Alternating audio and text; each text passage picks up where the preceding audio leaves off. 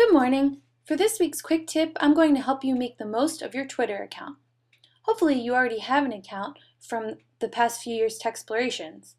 So the first step, of course, is to log on to twitter.com. If you've never set up a Twitter account before, I suggest that you click the box right around here, and it will take you to the video that I made a while back about how to create a Twitter account. There's also a link below in the comments area about Twitter lingo and sort of what everything means on Twitter, like retweeting and replying and the @ symbol and everything like that. In keeping with our theme of project-based learning this week, Twitter is a great place to find resources, articles about project-based learning, ideas for project-based learning initiatives in your classroom, and most importantly, teachers on Twitter who are doing project-based learning in their classroom who you can connect with, share ideas, and hopefully learn from. Once you've logged onto Twitter, you'll see your main feed. We want to branch out to other people on Twitter beyond Bryn Mawr School, and a great resource for that is the We Follow directory. It's sort of like the yellow pages of Twitter, and you can just search We Follow for teachers, independent school teachers, English teachers, history teachers, science teachers, math teachers.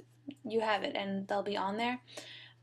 You can also log yourself into We Follow and add yourself to the directory. I've already done that, but I have my interests here. I can always change my interests and try to find different people, but for example, if I click education, I see that the biggest users in education are here, and I can click on them and learn more about what they're doing and sort of connect to them. Kevin Jarrett is really great. I follow him. He posts a lot of good information. So is Vicki Davis and Will Richardson, Alec Koros. So this is a pretty good list. It's a good way to find people on Twitter.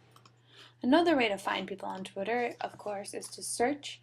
There are many education-related hashtags, such as EdChat. That's probably the most popular one. If you search EdChat and just put the hashtag in front of it, or not, you'll still bring up EdChat even if you forget the hashtag. You will see the most recent tweets that anyone made using that hashtag. There is Project-Based Learning Chat, or PBL Chat.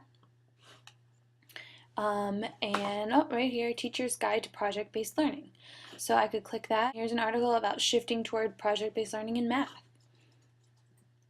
The difference between projects and project-based learning, that's an important concept there. So as you can see, I just did a simple search for PBL, which we now know is the acronym for project-based learning.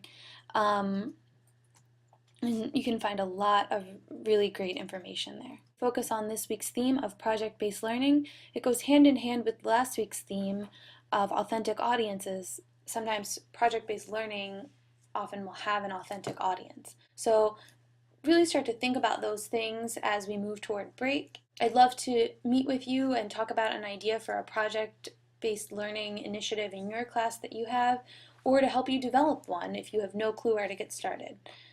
Please email me or stop by my office and we'll get started. Talk to you soon.